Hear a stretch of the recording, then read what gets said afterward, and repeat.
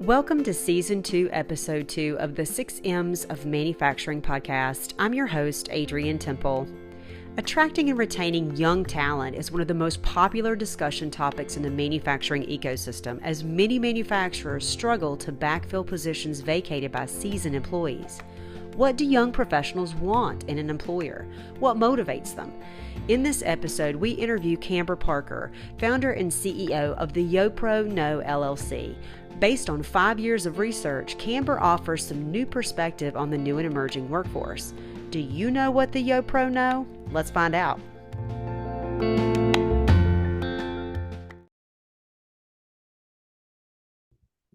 So, Kamber, thank you so much for joining us for this episode of the 6 M's of Manufacturing podcast. Thanks for having me. I'm excited to be here. So, YoPro No, we'll see if I can say that correctly the whole episode. If you say it too fast, it's easy to mess up. I think it's really good for you to kind of take a moment, though, and give the listeners some idea of kind of the backstory of how YoPro No came to be and kind of what the organization's mission is. Could you share that with the listeners? Absolutely. YoPro No started as a blog, actually, back in my first career. So I graduated from Furman University here in Greenville, South Carolina. I'm from Baltimore, Maryland originally, but came down south for school. And I immediately went to work for a Fortune 250 insurance company. So, the dream job, just kidding. It was not my dream job. But at the time, I thought that climbing the corporate ladder was it for me. I thought that was going to be my path. My dad worked for Nationwide for 30 years. So that was something that just, I grew up with that, but I really actually had a pretty bad first job experience. And through conversations with other peers and other young professionals, I learned most people were experiencing the same thing, no matter what industry they were in. And so I really took that opportunity and started really what was a creative outlet and started interviewing young professionals. So this was back in 2018 that this started interviewing. Just through those conversations, I quickly realized there were a lot of overlapping themes and messages. And so for 2 years, I had a blog where once a week we released a story, and it quickly picked up traction. So from 2018 to now, we've interviewed almost 5,000 young professionals across the country in various regions, industries, stages of life. So young professionals are that 21 to 39 age range by definition.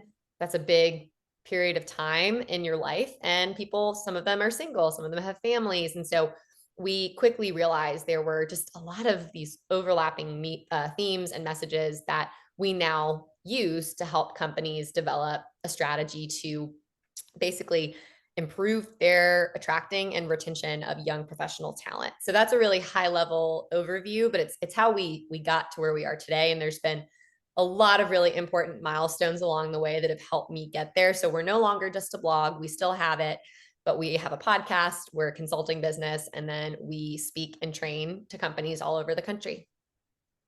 So that's interesting what you were talking about with the sort of the consistent themes.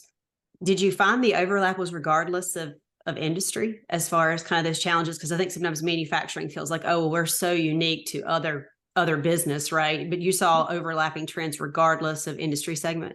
That's correct. And what's interesting, Adrienne, is I speak with a lot of manufacturing companies and really across engineering, construction, textiles. I speak to more of those industries than any other at this point in our business trajectory, which is it's kind of surprising, but we use the same data that's collected from all young professionals and people who are in blue collar, white collar roles, people who are in assembly lines and plants, to people that have those 9-to-5 corporate jobs.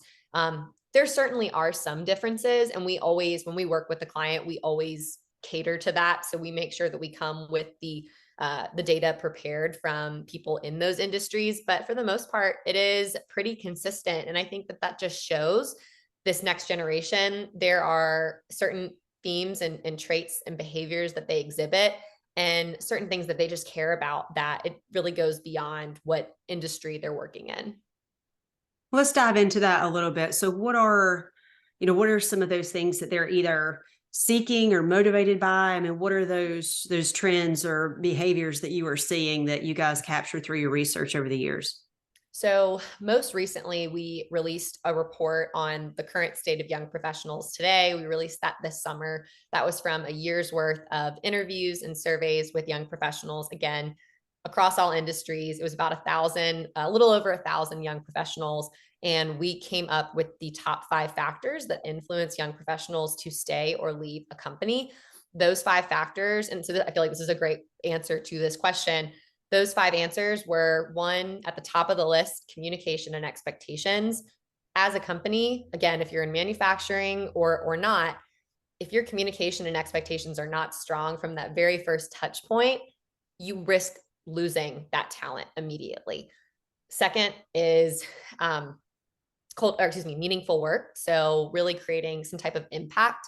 I can share an example later of this, but meaningful work is defined differently by young professionals now versus generations before them. It's something they really are looking for. They want to wake up and feel like they're making a difference in their roles today. Third is culture. So are you offering flexibility? What do your mental health resources look like? Because that's something that this generation is really craving. I just had a conversation this morning with somebody who said there just aren't enough resources, which is kind of crazy probably for some people to think like, they didn't have this when I was growing up. But the reality is, the way our society is and our world is right now, those mental health resources need to be offered at a pretty significant level. And some people feel that employers are not doing that. So that is really what young professionals mean by culture. Fourth is professional development. Are you offering ways for your young professionals to grow? We're in Halloween territory right now. And so I did a little poll the last month with our young professional network, asking them what spooks them the most at work. And more people said that limited growth opportunities, limited career advancements were something that spooked them about work. And so I think that's really powerful. That wasn't even connected to our report, but people said that was one of the top factors. And then the last behavior and last thing that young professionals are looking for and want is better education and onboarding. A lot of companies really compress onboarding, which automatically does not set up your young professionals for success, really anybody, right? And so something you'll notice that isn't on this list is compensation. That is not because these young professionals said it's not important, but these 5 factors that I just mentioned are what will enhance their work experience. If these 5 things are done well, they still want to get paid well. Don't get them wrong. And there were 20% of the people who said that was in their top 5, but the other 5 factors were more important to majority of those young professionals that we researched and studied. So it's interesting that communication is the first one. And, when I was working in manufacturing, and I think this still endures today, one of the top things whenever you would do some type of pulsing of the employees is how can we improve? Where are the areas of concern? Communication would still be probably in at least the top 3, I would say, coming from existing employees inside of a manufacturing facility. So I think it's an ongoing challenge, but it'd be interesting to understand from a young professional standpoint, recognizing, and that's a pretty broad range. I mean, the 21 to 39 is pretty broad, right? So you have some people that are already in the workforce and probably have been through some jobs before. I'd be interested to see kind of how do we define that, or what does that really need to look like from the perspective of young professionals, knowing that we're already challenged sometimes in how we communicate with the ones that we've had for a period of time, and they still feel like they're ill-informed or don't know what's going on or don't have a clear picture of kind of the vision. So what are some things that you've gleaned from your research and discussion on that? Yeah. So what I'll share before I answer that question is going through the 5 factors that I just shared with you. Oftentimes when you just hear it without an explanation, I have a lot of experienced professionals who will say, well, this isn't any different from when I was growing up, right? When I was a young professional, communication has always been a problem. And what I say to that is communication is defined differently. Meaningful work, culture, professional development, education, it's defined differently by different generations because of how they were raised, their experiences, the technology that's a part of their world today versus what was part of the baby boomers world when they were young professionals. And so that is really where these differences come in. So to answer your question, Communication, what I always encourage people, so anybody who's listening, a really great takeaway is just ask your team how they like to be communicated with. I often hear from senior leaders who are very frustrated with their young talent. They're like, what I tell them, it goes in one ear and out the other. And they get so frustrated. And oftentimes, if you just understand the best way to communicate with them for serious messages, if you want them to listen, right? Think of all the noise that we have today, particularly if you have anybody that works remote, or if you have people even in your plant or your space, your office space.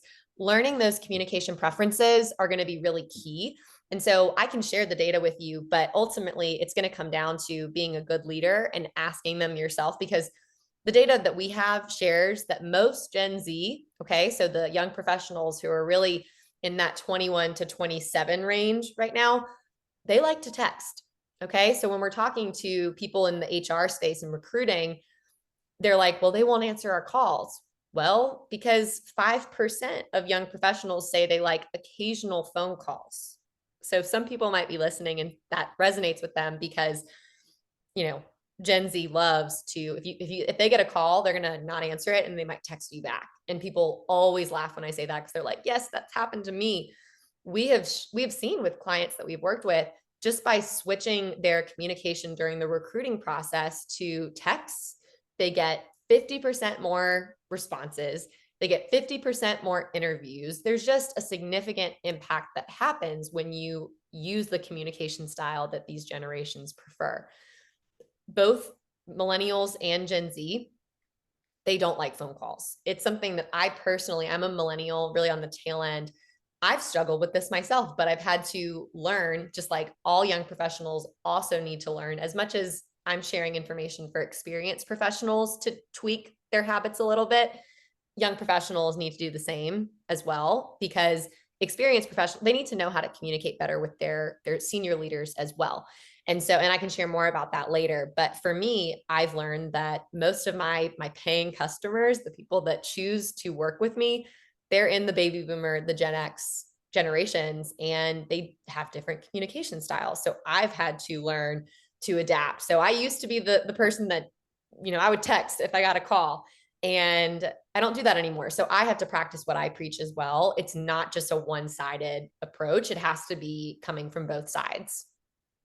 Yeah, I think that's good that you say that, because the general impression I get is a lot of times with all of these conversations about generational differences, it's the existing generations currently, they're seasoned in the workforce. So to your example, the boomers and say the Xers like me, I feel like the impression is, the resistance comes from, you're asking me to be the one to flex to everything that these new generations want. Mm-hmm. And the ask is not for both sets of generations, or all five that are, I think, still active in the workforce, to all sort of adjust and learn to flex to each other. I think sometimes that piece gets missed. And I think that's where you get a lot of pushback. I don't know if you see that as well. It's like, why do I have to be the one to change? Right. But yes. I think the pressure is heavier on the boomers that are still in leadership positions or in seasoned positions inside of a plant. Mm-hmm. And, for those Xers and others that are still in the workforce, it's, well, you need to be the one to change and kind of adapt with the times. And I don't think that's wrong. I mean, we always have to be in a constant state of adjustment, because nothing is going to stay the same. But I think there's a sense of, they feel more pressured that they have to change, and that the other generations can kind of come in and set their expectations, and everybody has to adjust to their expectations. And I think it's good that you kind of point out, we all have to learn how to work together, regardless of how different we are and what generation we come from, and what influencers that, what influence that has on the way we behave. I think it's good to kind of bring that to light as well, because that gets missed a lot of times. It does. And can I share a couple of other comments that sure kind of triggered when you shared that? So one of the things that I find does differentiate what we are doing is there are so many people that talk about Gen Z and millennials now. It's just, anywhere you go, it's in an article online, it's in the news. You see it everywhere. And they're talking about what companies need to do in order to make young people happy. They're not talking about solutions. And so that is where we try to be in that middle, which brings me to my next point. And we've talked about this offline before. the most popular requested workshop that we do is on intergenerational communication. Leaders are coming to us and they're hungry for this information on how to train their young people to better communicate with their senior leaders. And they're having their young professionals learn how to better communicate with, or excuse me, vice versa. They are basically trying to have both of these parties better communicate with each other and kind of get on the same playing ground. But also to that effect, we're seeing a lot more customization these days with the next generation. And I think that's important because when you look at how young professionals have grown up, they have experienced nothing but customization. You've got Spotify that customizes your music choices. You've got YouTube and all of the social media channels that have an explore page just for you based on what you consume digitally. They've got your Netflix account that shows preferred movies based on a rating based on what you have watched before.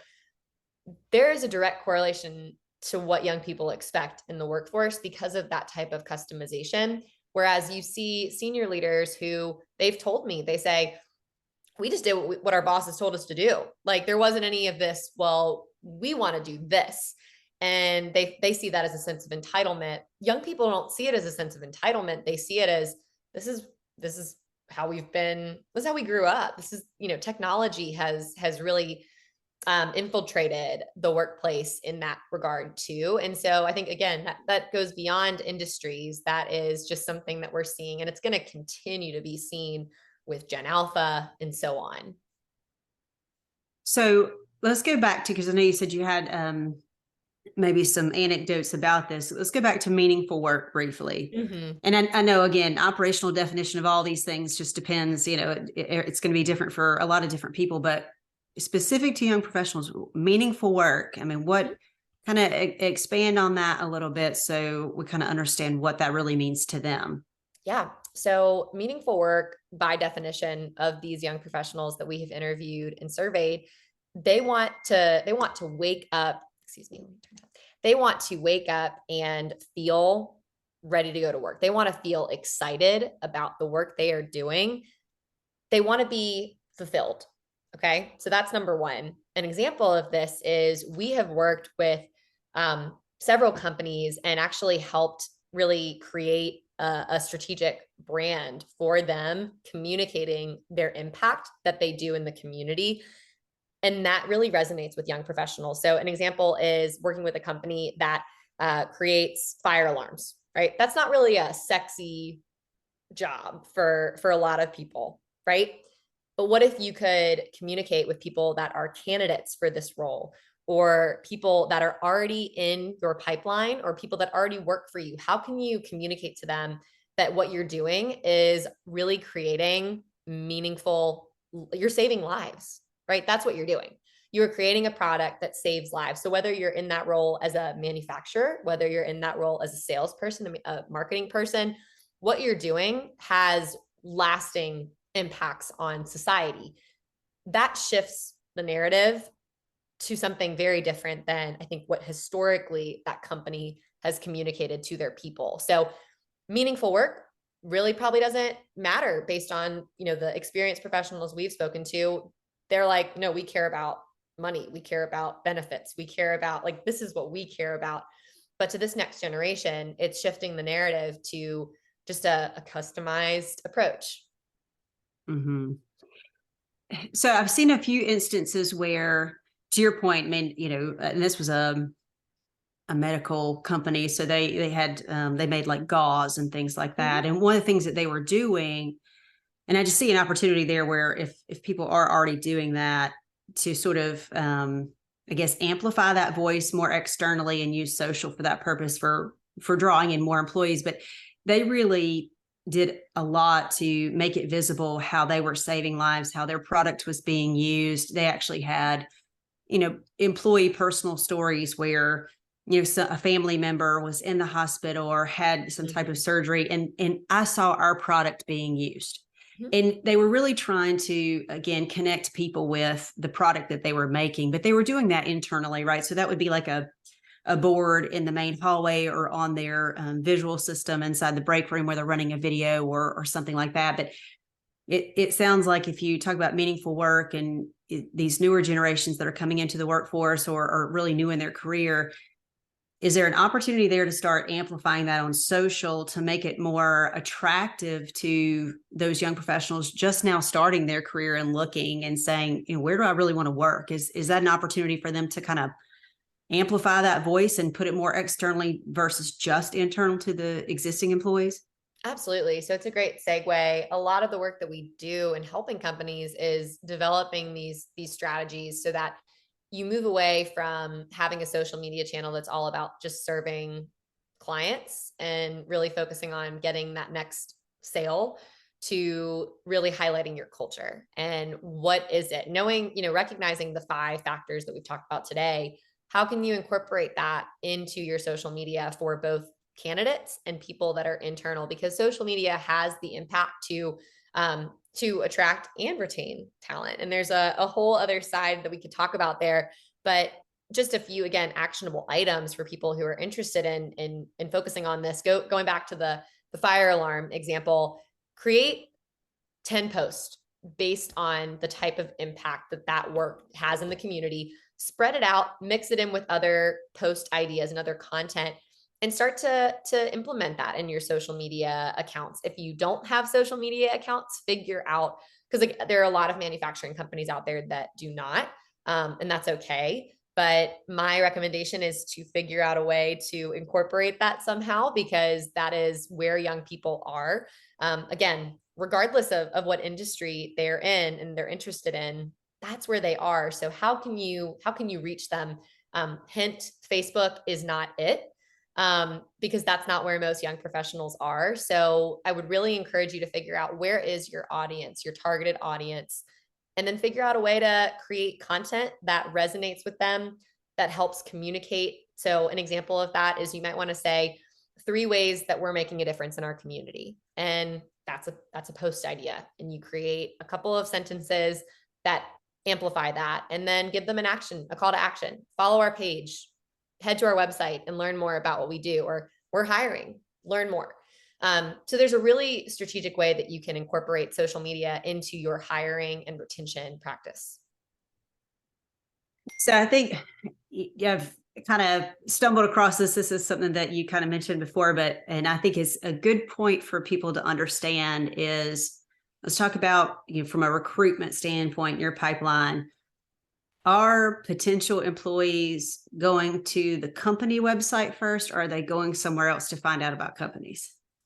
So based on our research, we found that just under 70% of young professionals are going straight to your social media channels and not your website. And so that is kind of a shot in the heart to some website developers, but don't worry, websites are still important. You want to have a good brand, right? Authentic brands are everything for this generation. They want to work for and buy from companies that they trust and that have this authentic brand. So what we recommend is really looking at, how are you going to reach this generation? So it goes back to my last recommendation. Figure out where they are. Okay. We know that, based on our research, we know 88% of Gen Z are on YouTube right now. Most companies do not have a YouTube presence at all. Start small. Start somewhere by creating a YouTube short. Okay. That's a shorter version, vertical clip that can be repurposed to Instagram Reels. It can be repurposed to Facebook if that is where your audience is, right? I don't want to make assumptions, but we know YouTube is that number 1 place, followed by Instagram and then TikTok.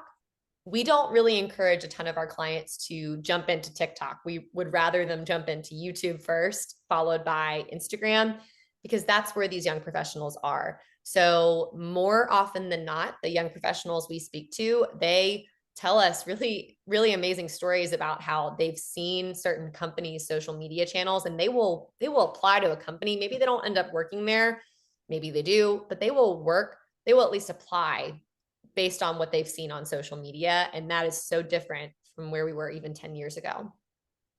I think the reason that's important is we still have challenges with some manufacturers. Now, again, you have to bear in mind, there's kind of the large, really mature organizations have all all of the social. They have an entire team that focuses on that. But, again, our manufacturing community is largely made up of smaller manufacturers. Right.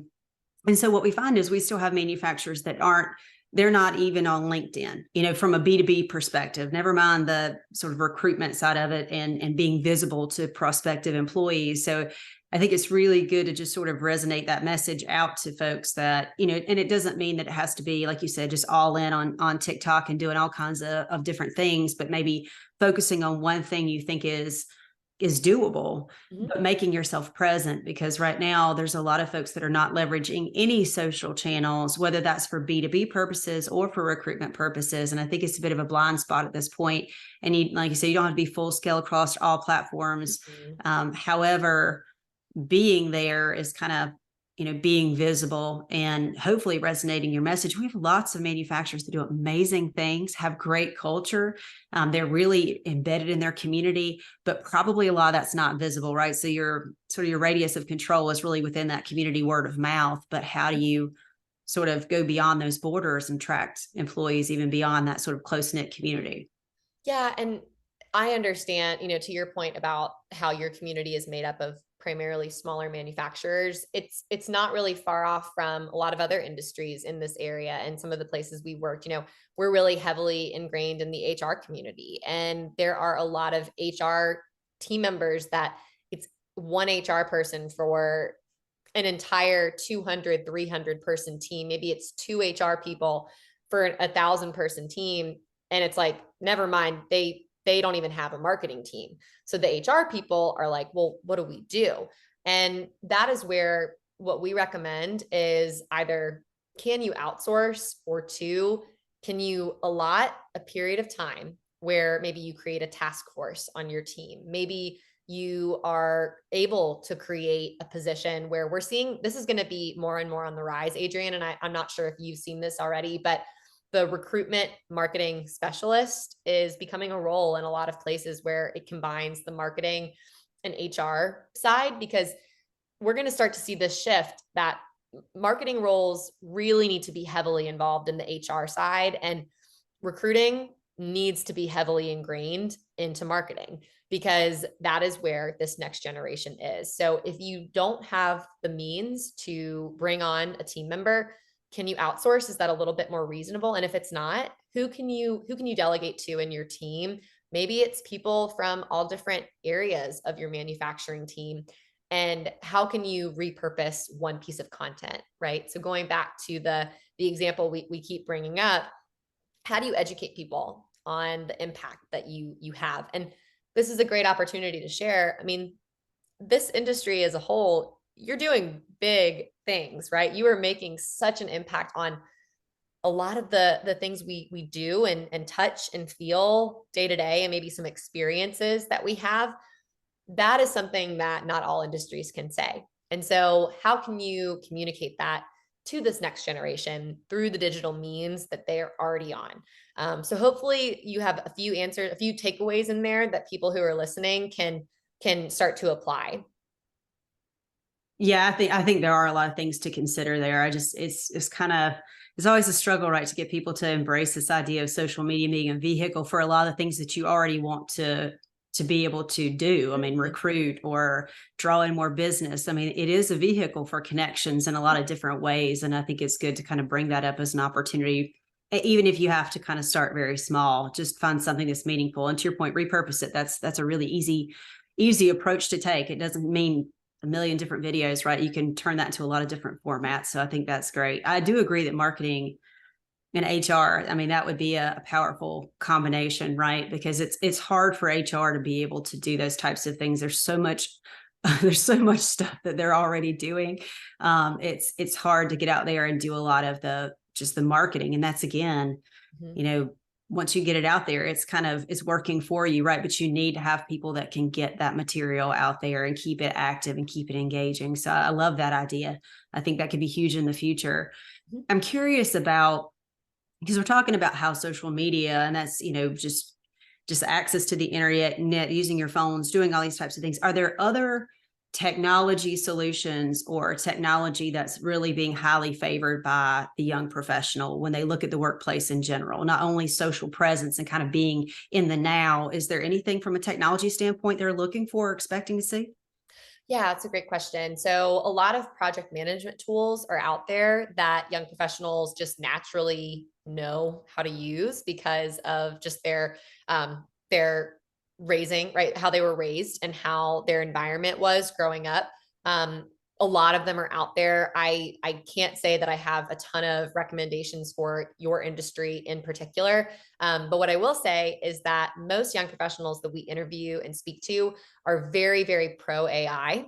And that is something that as we all learn a little bit more about how it's going to impact our workforce, whatever you're doing, figure out a way to train your next generation who are going to be the leaders, right? In 15, 20 years.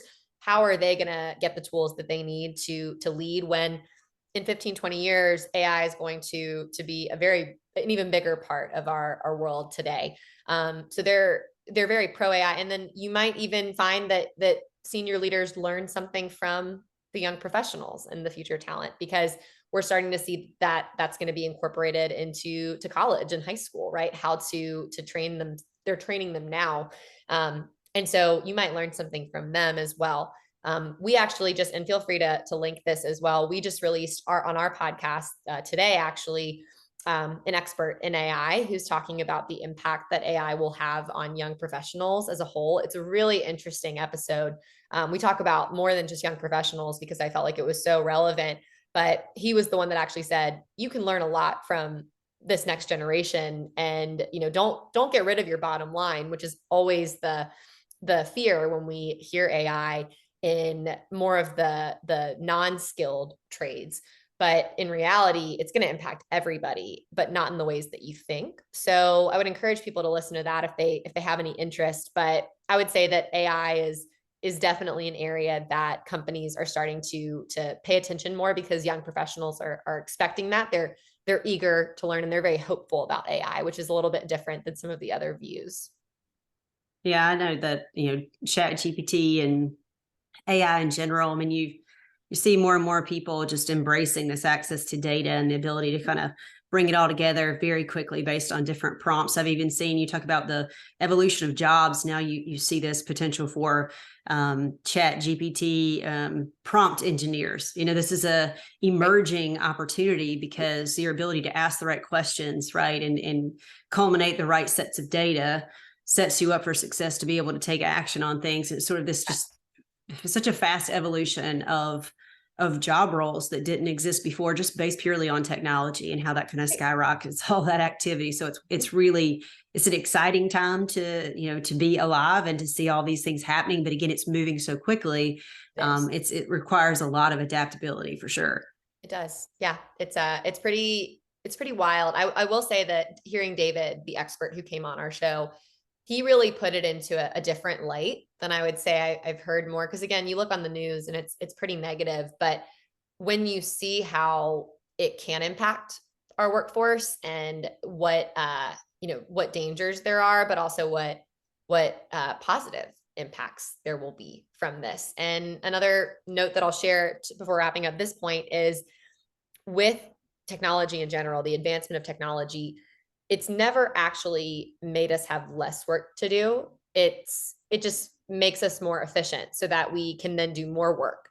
And so that's the same thing that's going to happen here. There's still going to be a lot of young talent that needs to manage AI. It's just managing the tasks are going to be different. And so manufacturing young professionals that we have spoken to and interviewed over the last 5.5 years, they've told us more. I mean, this is more and more recent, but they're looking for tech first places to work. They want clean environments. They want tech friendly environments. And I know that's a challenge and kind of a hard pill to swallow for some people, but getting tech focused, if you're not already, whether that is just having a type of more advanced project management tool or having some type of AI implementation, if you don't already, that will help you in your attracting talent and retention of talent. And it always helps to actually ask your talent too. So again, going back to that asking,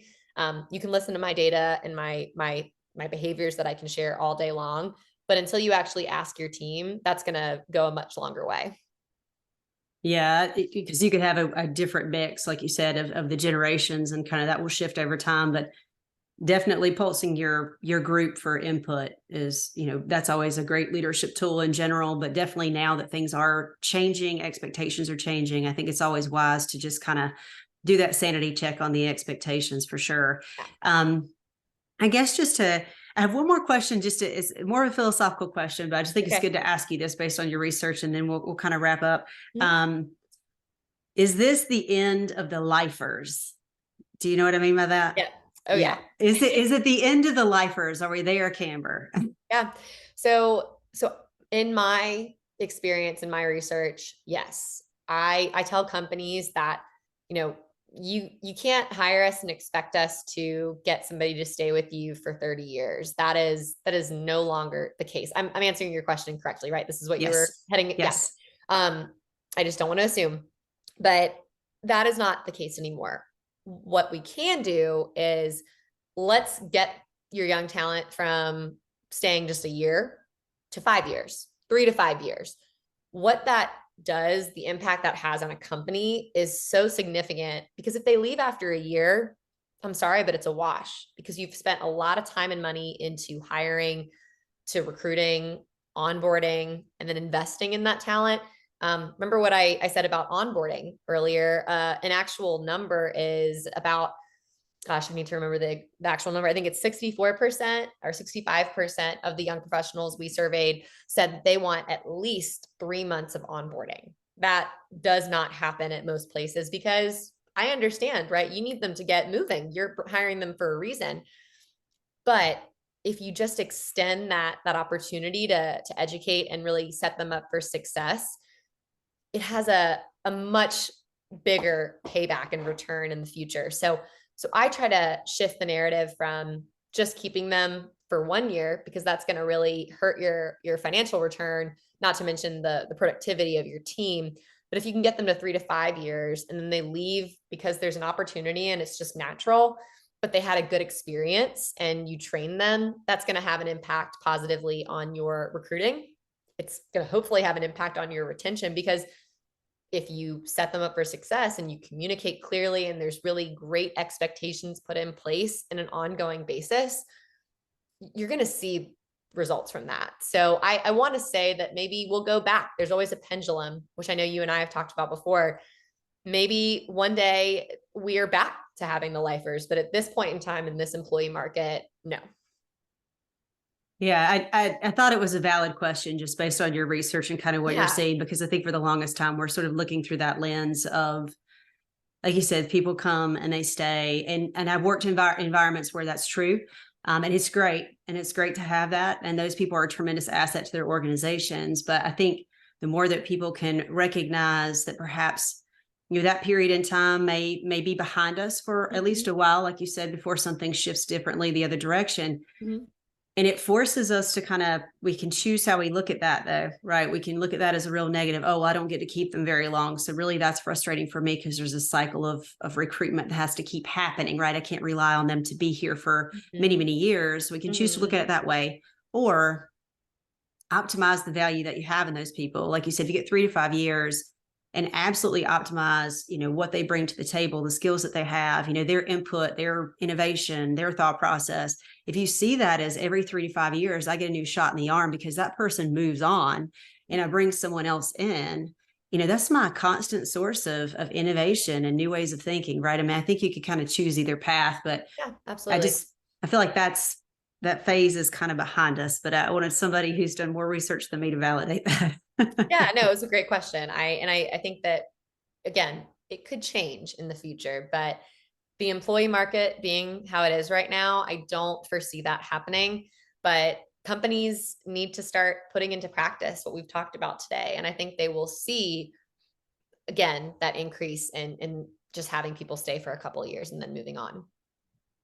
Yeah, I really appreciate the conversation. And I wanted to wrap up by just giving you a minute to talk a little bit about your master class, because I knew that's a new release for you and want to make Yeah. sure you had a little bit of airtime to kind of explain that a little bit and give people more information about it. Thank you. Yeah, so we just released our first ever masterclass. It's free. It's a great tool for companies that we've talked about today who maybe don't have the marketing resources that we've spoken about. It's a 4-day course, about 10 to 15 minutes each day. So if you sign up, you subscribe, and then you actually end up getting emails on a consecutive basis throughout that week with different tools on how to attract and retain top young professional talent in a digital world. So a lot of what we talked about today, educating on social media, sourcing talent on social media in a little bit of a creative, outside of the box way. We talk about retention. We give you practices to do all of these things and then actually do what we call a mini roadmap. So that's one of the ways that we work with clients is doing a 30-day engagement. So this is just a little taste of that and giving you some of the tools that you can use to set up in a free way. So we really hope that you interact with that. It's a great resource for both companies that have smaller resources to those that have larger resources. You might learn something new from that. Yeah, that's awesome. I think it's great to have a resource like that just to kind of open up your mind a little bit to what's possible, get a little bit more education and insights around that. So we'll make sure that we share a link to access that in our episode notes. But I just wanted to say thank you so much, Kamber. This has been a great conversation. I've learned a lot from it. I certainly appreciate your time today. Thank you so much, Adrian. I love getting connected with y'all and looking forward to more collaboration in the future.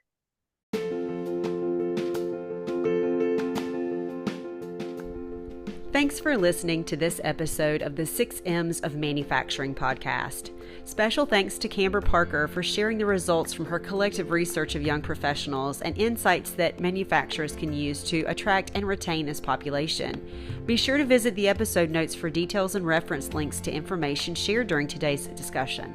Did you enjoy this episode? That's awesome. Follow our podcast and share with your network. And remember, don't just make it better.